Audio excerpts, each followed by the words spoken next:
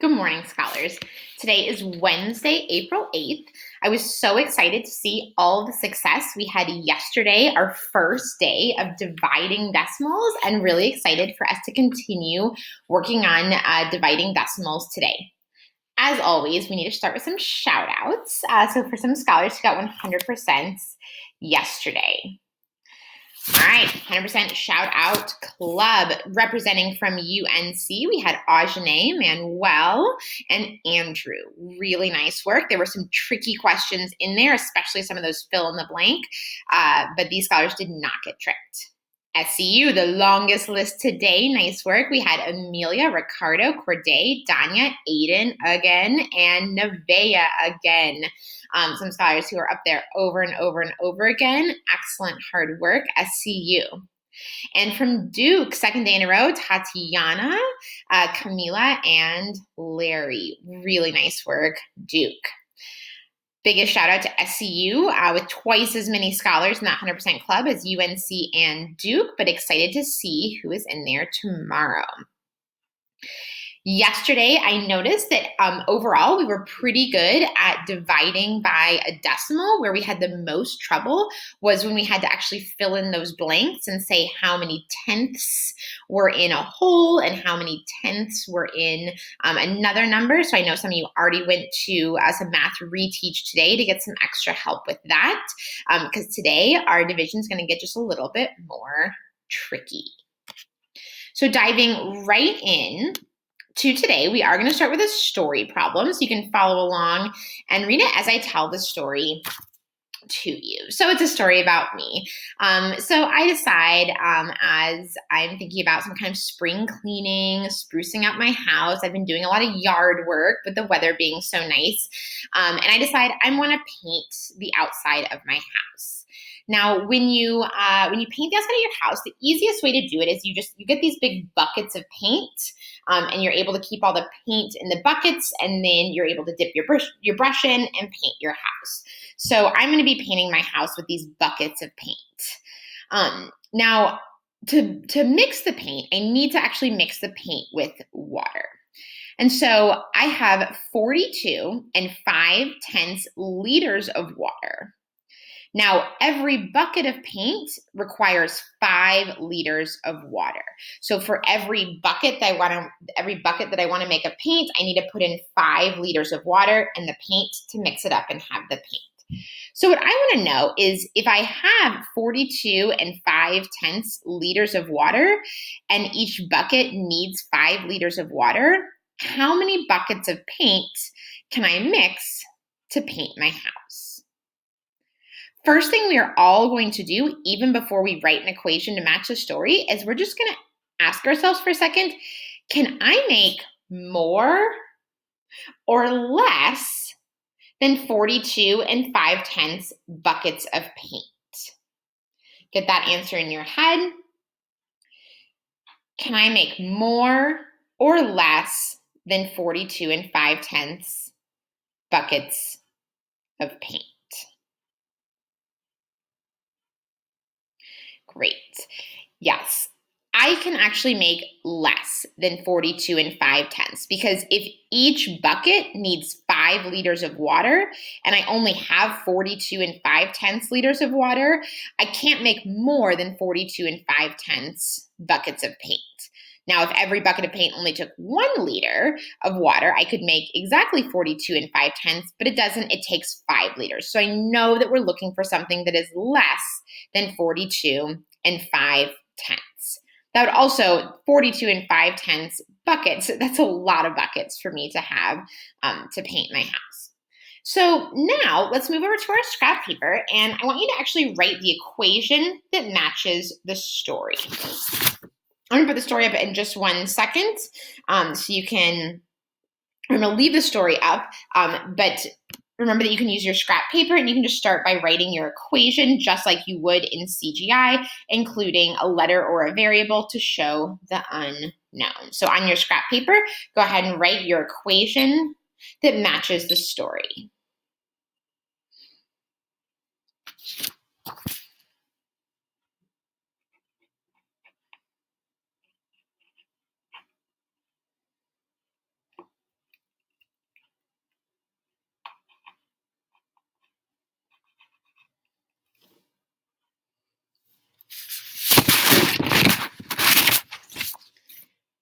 So let's check in. So I know we're looking to solve my 42 and 5/10. This is how much water I have, and I need to divide that because every single bucket of paint needs 5 liters of water.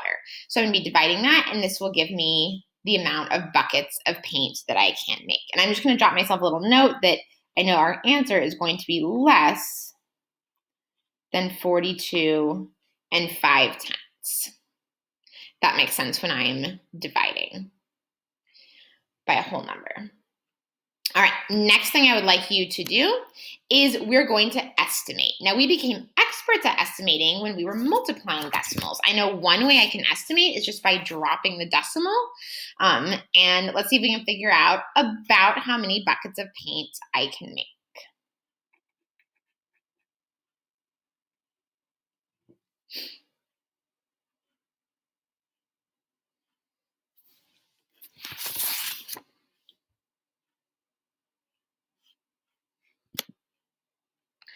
All right.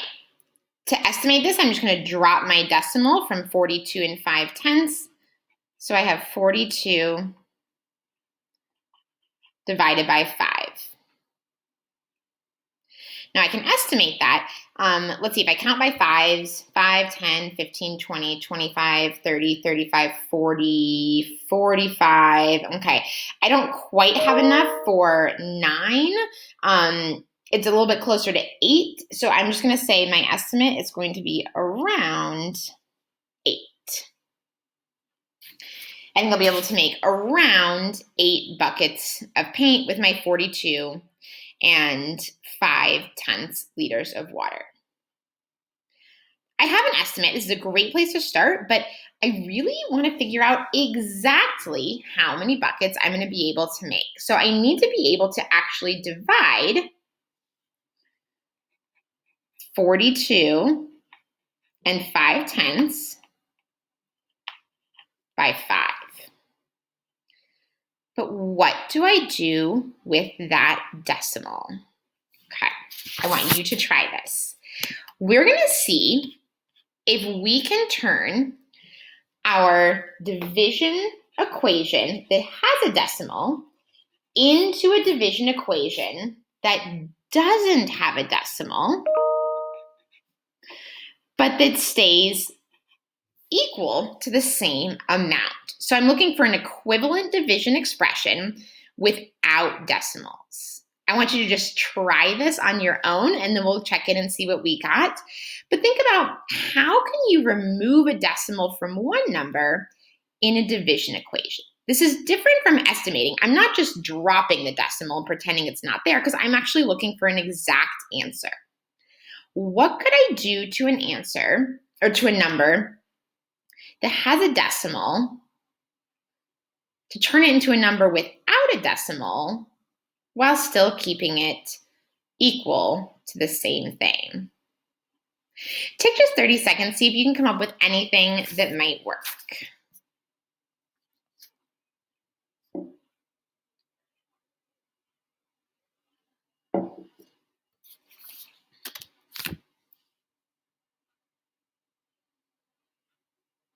All right, let's see what we came up with. So I want to figure out, how can I think of 42 and 5/10 divided by 5? How can I get rid of this decimal point? Because once I take out that decimal point, I know exactly how to divide. Now, I can't just erase it and pretend it's not there. I could do that if I were estimating or rounding, but that's not what we're doing. We need an exact amount.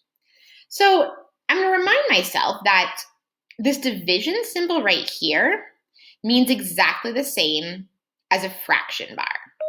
This is the same thing as saying 42 and 5/10 over 5. We know that this division symbol and this fraction bar mean exactly the same thing.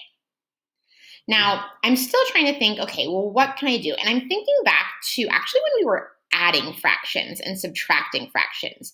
And sometimes I would have a fraction and I wanted to keep it equal to the same amount, but I wanted it to look a little bit different. For example, if I were doing, let's say, 1/4 plus 1/2, I can't add those because they don't have the same denominator. And so what we would do is we would say, well, I want this half to stay equal to the same amount. I don't want to change anything mathematically, but I just want it to look a little different. I want it to be represented instead of as a half, I want to represent it as fourths. And so we said, well, as long as I do something to the bottom or to the denominator, I can do the exact same thing to the numerator, and my fraction will stay equivalent to the same amount.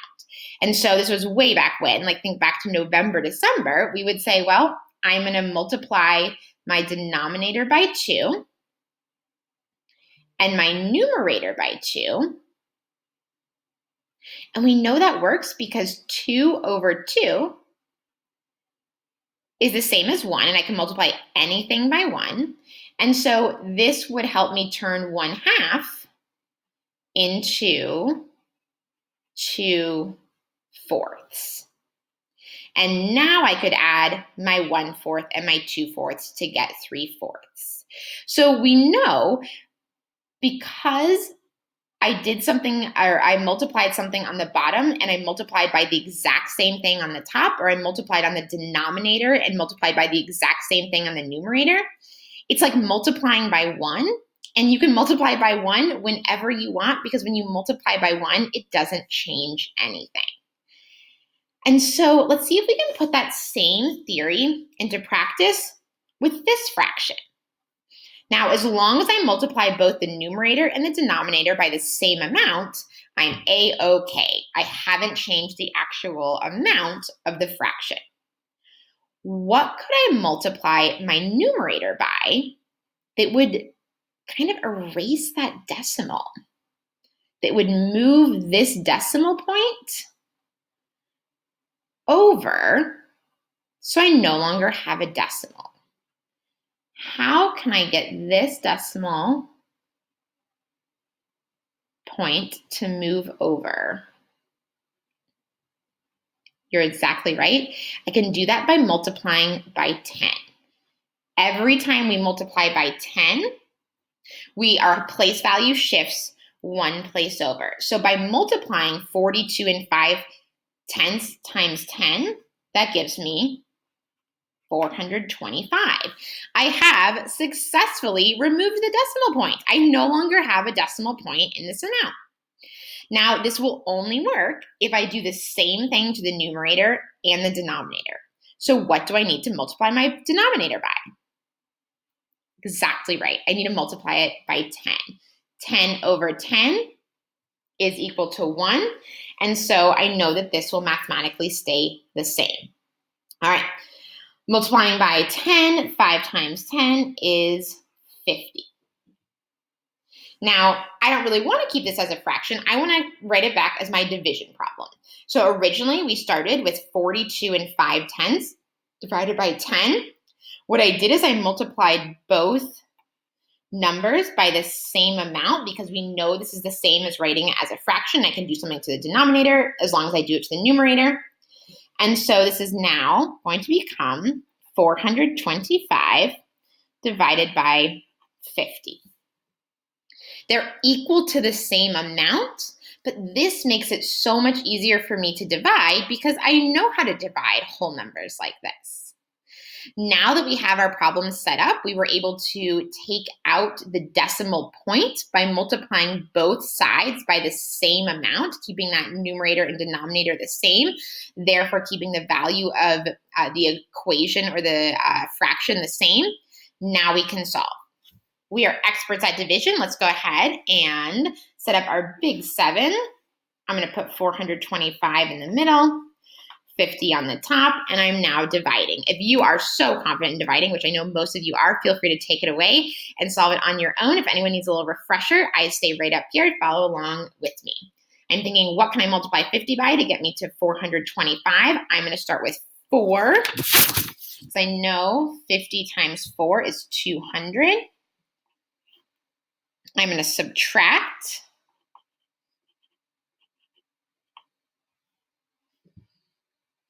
All right, what can I multiply 50 by to get me close to 225? I'm going to do another 4. 50 times 4 is 200. I'm going to subtract.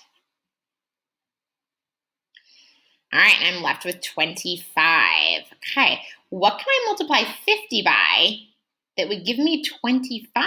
Well, I need something smaller than 1. 50, half of 50 is 25. So I can multiply 50 by 1/2. I'm going to just keep it as a decimal as 0.5. 50 times a half is 25. And I end up with 0. And so when I go to answer the question of how many buckets of paint I can make, I'm getting an answer of 8.5 or 8 5/10. Let's go back and check that with our decimal, or excuse me, with our estimation. We said it was going to be around 8. In fact, we said 9 was too much, 8 wasn't quite enough, so we have hit the nail on the head. We are exactly right in solving that I can make exactly 8.5 buckets of paint. How did we divide by this decimal? Let's write ourselves a conjecture. What did we do? And then we're going to prove it and see if this always works. So go back and let's look at our equation. When I had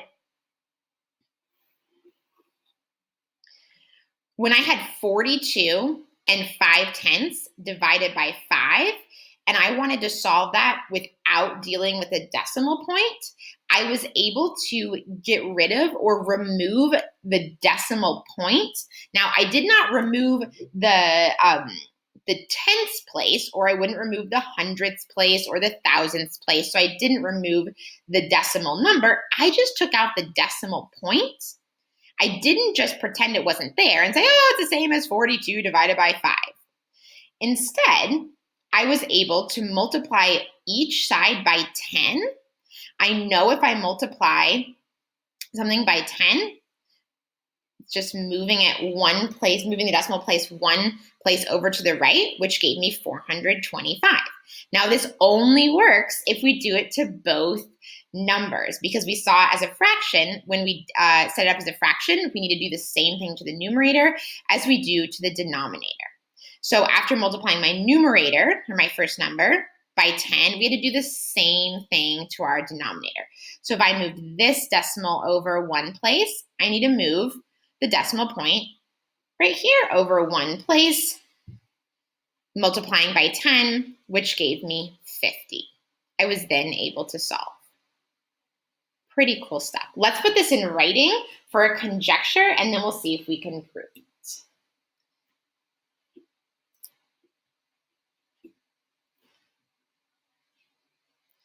All right, so I'm just finding some room. All right, let's go ahead and write our conjecture. We're deciding, is this rule going to work every time? Find some room in your paper where you can write this conjecture for yourself.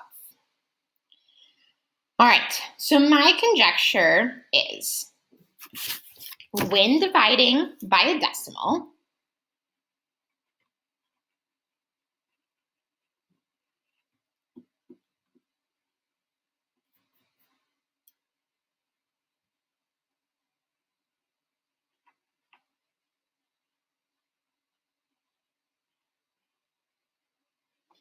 and this will work whether my decimal is in the numerator or the denominator, whether it's in the divisor or the dividend. So this will actually work. This will work whether my decimal is my first number or my second number. So when dividing, let's say actually when dividing with a decimal,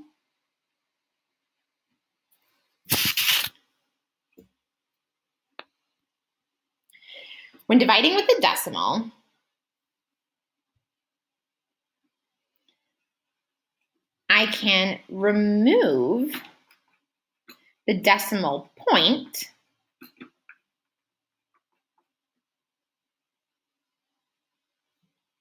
How? How can we remove that decimal point? Well, we have to do the same thing to our numerator as we do to the denominator. So as long as we move the decimal point the same number of places, we can get rid of it. So in dividing with the decimal, I can remove the decimal point by multiplying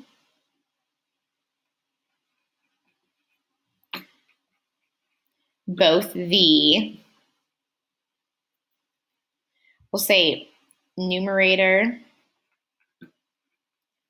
and denominator, because we're very familiar with that rule. I know I can multiply by both my,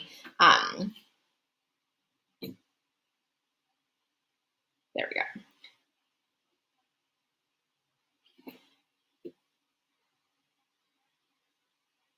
Sorry about that.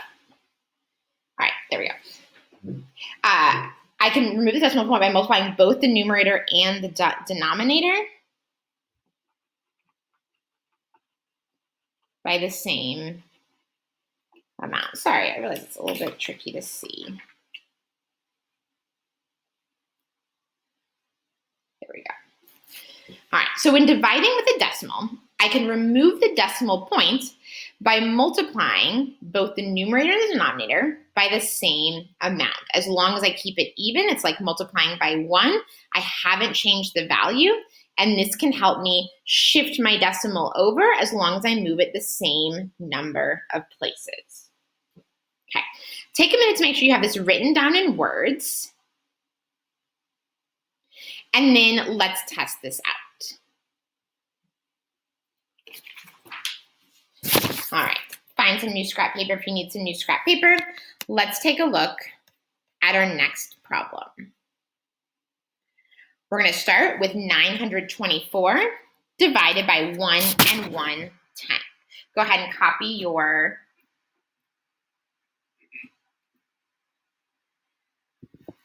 division equation on your paper.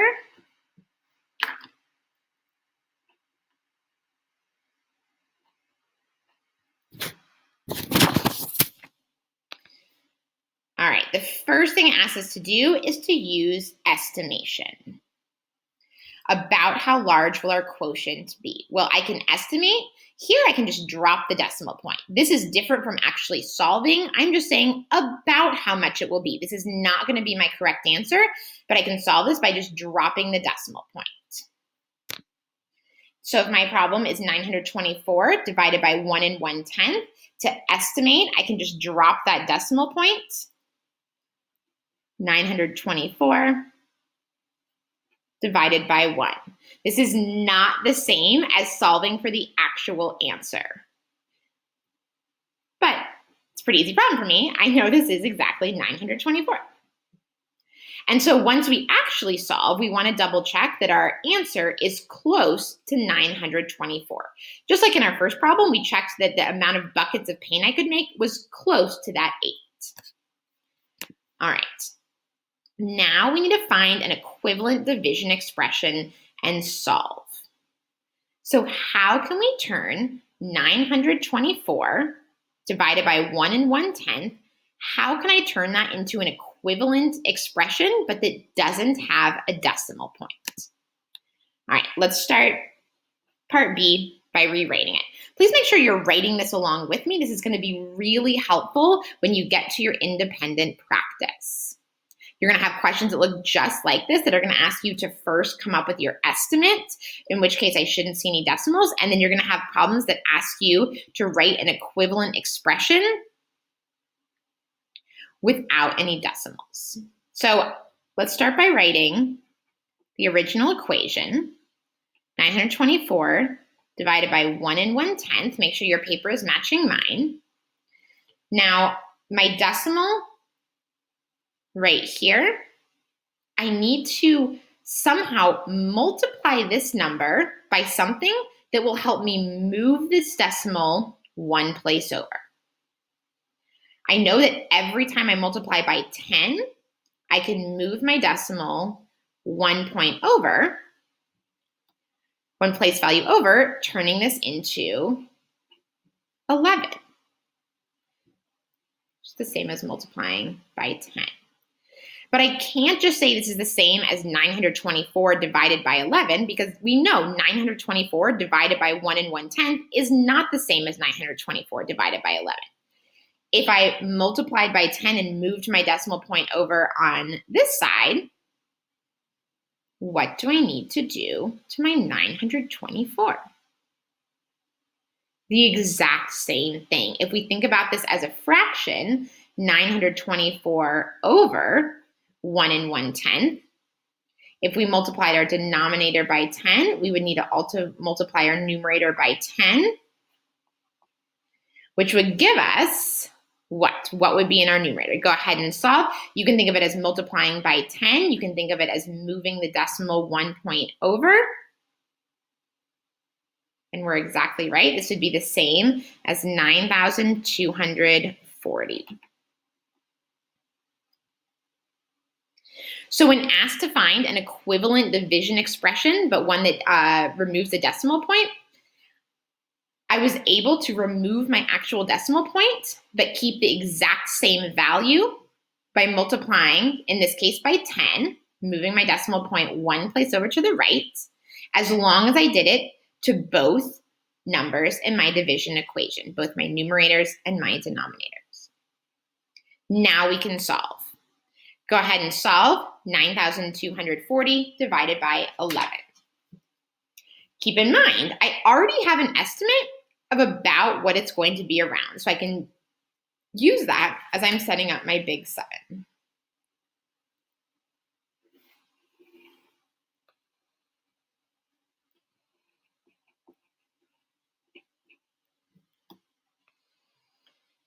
All right. Now, I don't want to just start off with 10. That's going to be way too small to get me to 9,240. So I want to start off with something a little bit bigger. Luckily, 11 is pretty easy for me to multiply, and I know I'm looking for an answer around 924. So I might just start with 800.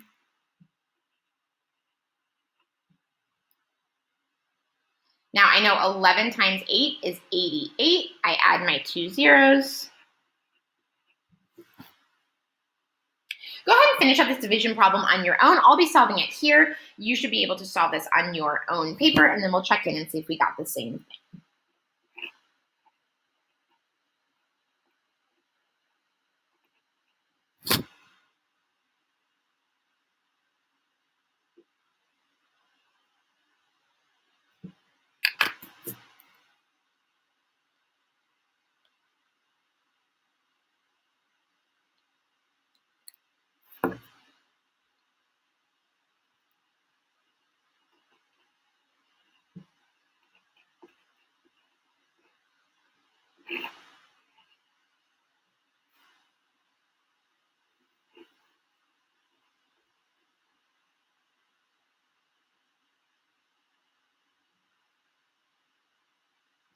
All right. If you also got 840, you are exactly right. Nice work. Let's stop and give ourselves a nice big check. And if we compare this to our estimate, it's pretty close. We said it was going to be around 924, and it is. We got 840. So in order for us to divide,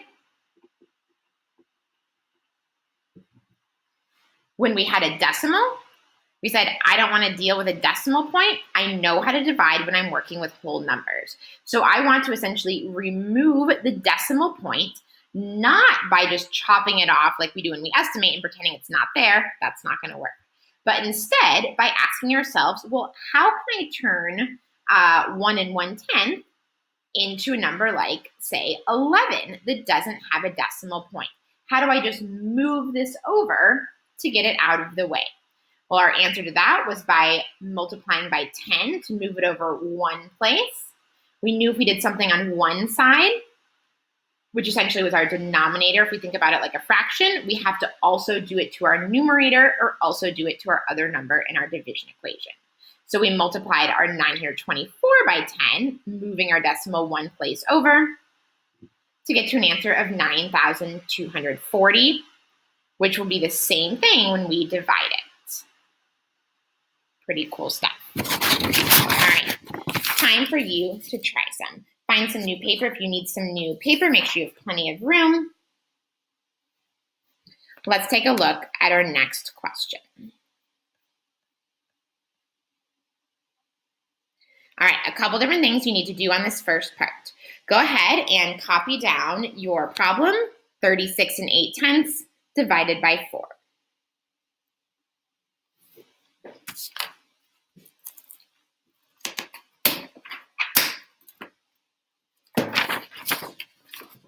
Some fresh paper.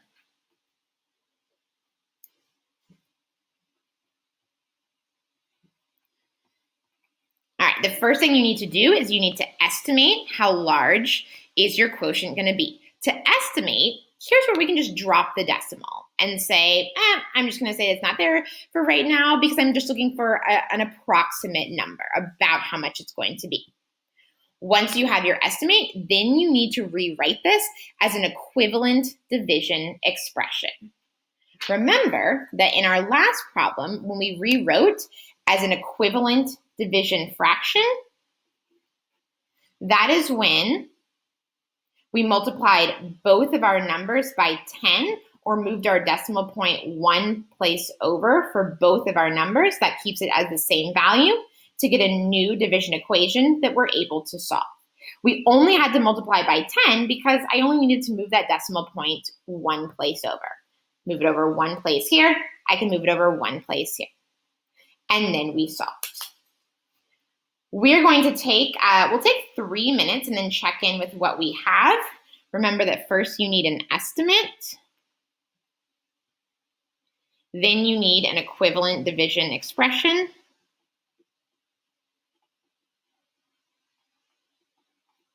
And then finally you need to solve. Take 3 minutes, go ahead and get to work.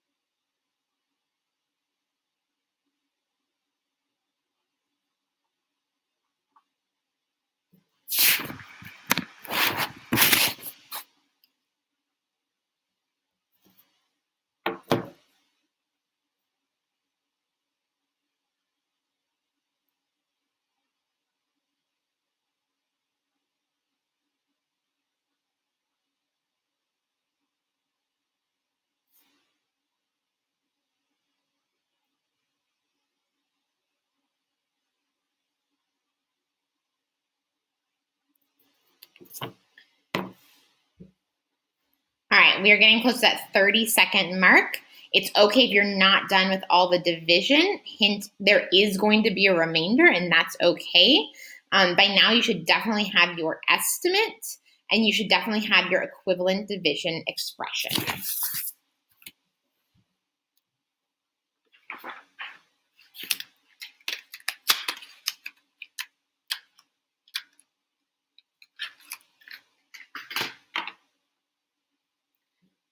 All right, final 5 seconds.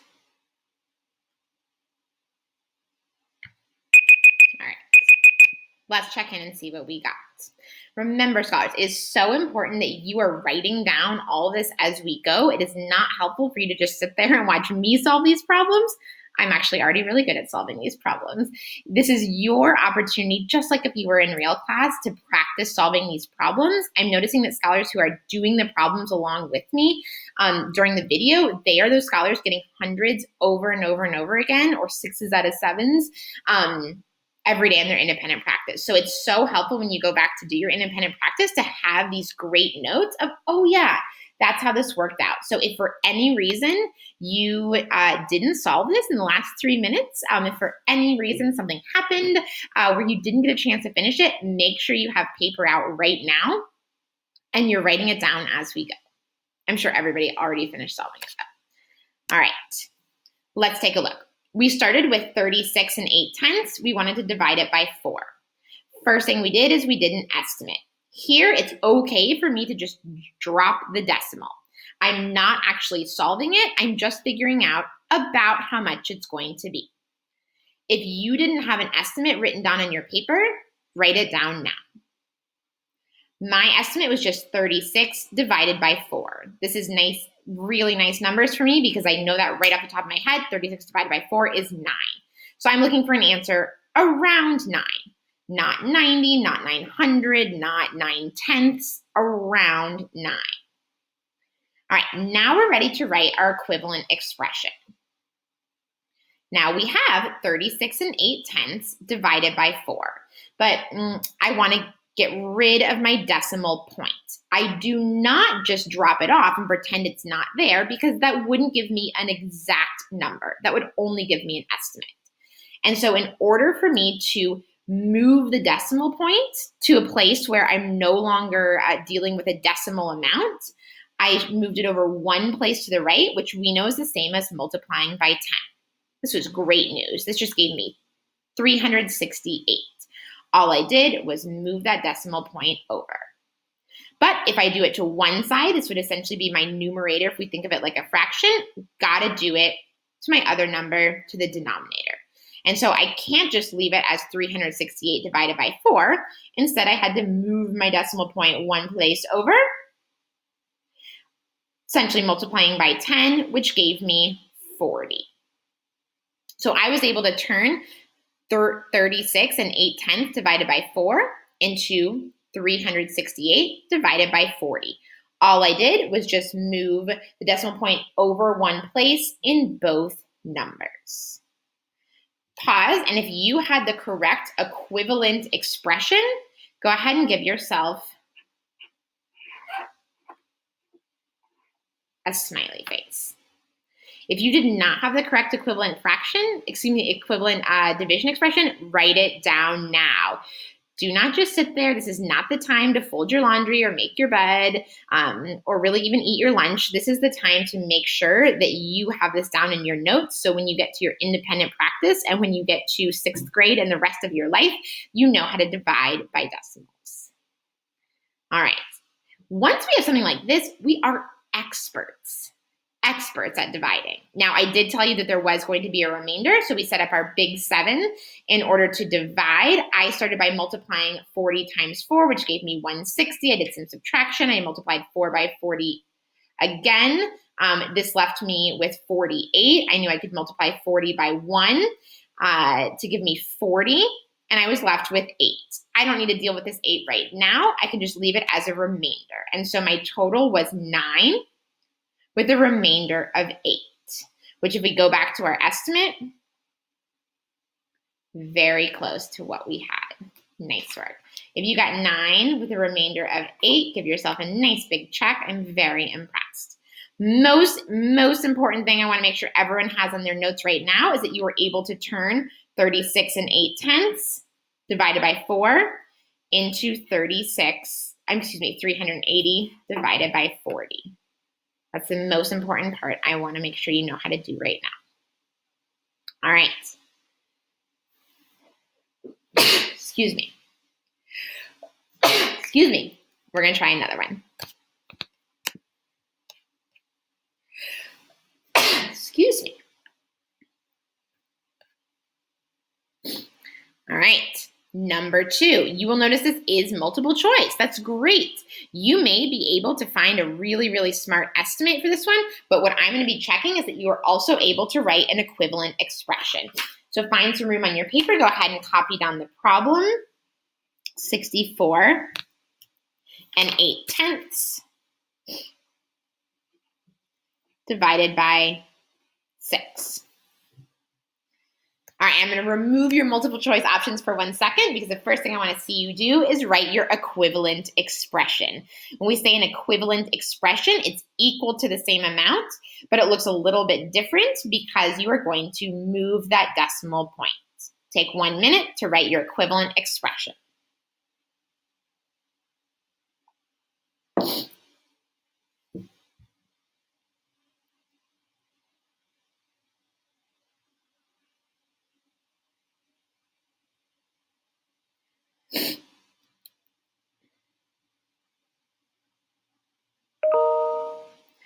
Excellent work. I see scholars who were able to move their decimal place 1 over by multiplying by 10, move their decimal point 1 place over by multiplying by 10, and got a new division expression of 648 divided by 60. All right. Now we are ready to solve. I'm going to put your multiple choice choices back up there. Go ahead and solve and find the best choice.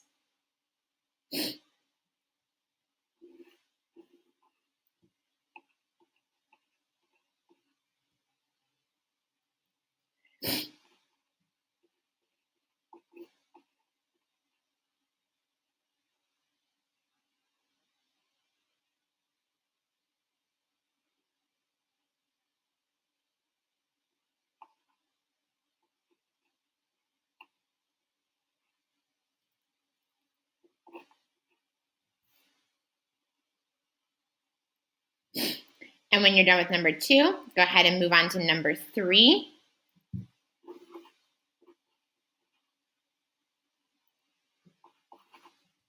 Making sure that you're writing down the problem and then writing your equivalent expression.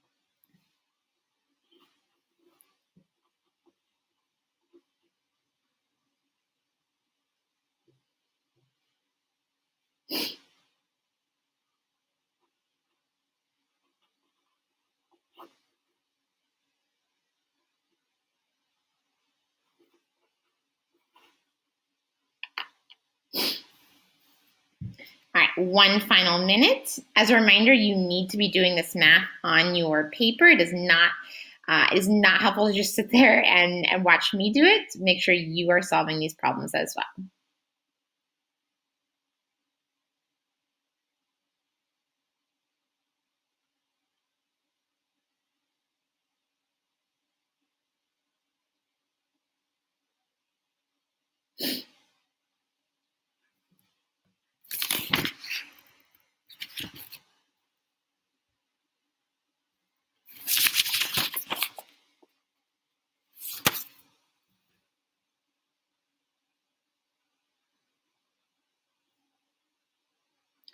I'm so sorry. I realize you might not be able to see all of your choices for question number 3.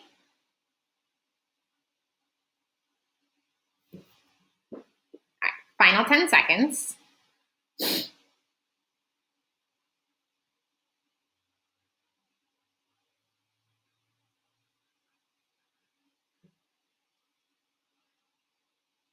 All right, let's check in and see what we got. Question number 1. We were turning 64 and 8/10 divided by 6 into an equivalent expression. We did this, we started this one off together, and we figured out that this was, if we move the decimal point one place over, this was the same as 648 divided by 60. Multiplied by 10 right here, multiplied by 10 right here. In both my numerator and denominator, essentially moving that decimal place over one spot. If you got 648 divided by 60, give yourself a check. Nice work. Then when we went to divide and we set up our big 7, I did 60 times 10, which was 600. That left me with 48. At this point, I knew 60 does not go into 48. This is where I used my multiple choice choices. I knew I was going to have 10 and then something smaller than 1. And so I looked at my choices. I knew A is not even remotely close at all. B is a little bit too big. I can't fit another 10 in there. C looks great. And D was way too big. And so our correct answer right here would be C.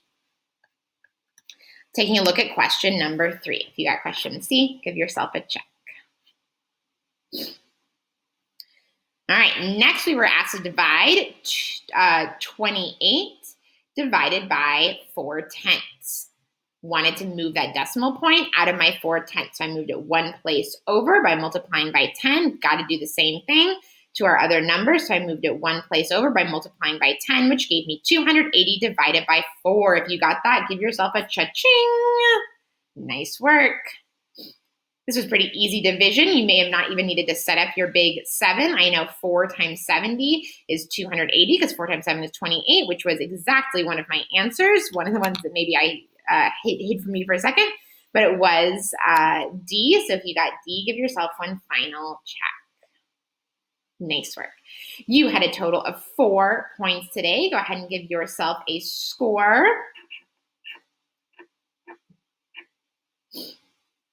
At the top of your page. Nice work.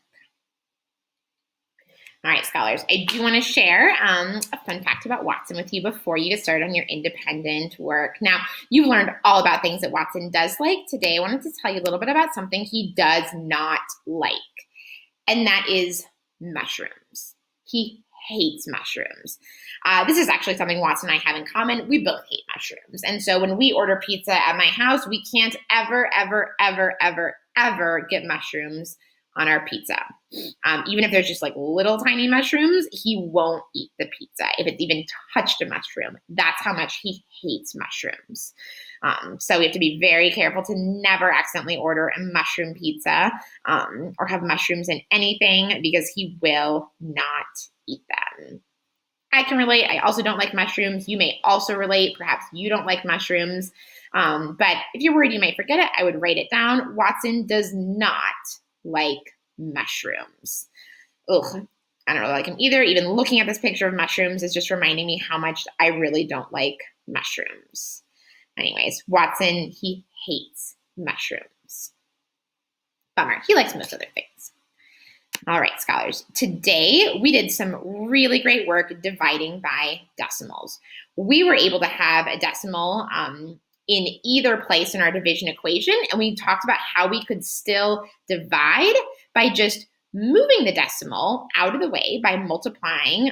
Today was a lot by 10, moving our decimal point one place over, knowing that if we do something to the numerator in a fraction, we can do the exact same thing to the denominator, which works the same way. When we write it out as a division, we can do something to one side of our division as long as we do it to the other number as well. It's just like multiplying by 1. And so by doing that, we were able to essentially remove the decimal point, not cut off the whole decimal, but remove the decimal point, which made it easier for us to divide. Really excited to see your independent practice today. Please make sure you're reading those questions carefully. Again, just huge shout out to those 100% on dividing decimals yesterday. Excited to see a few more names appear tomorrow. Maybe a new name, a name we haven't seen appear yet. If you have any questions as you're working, always remember to come to office hours. All right, happy solving.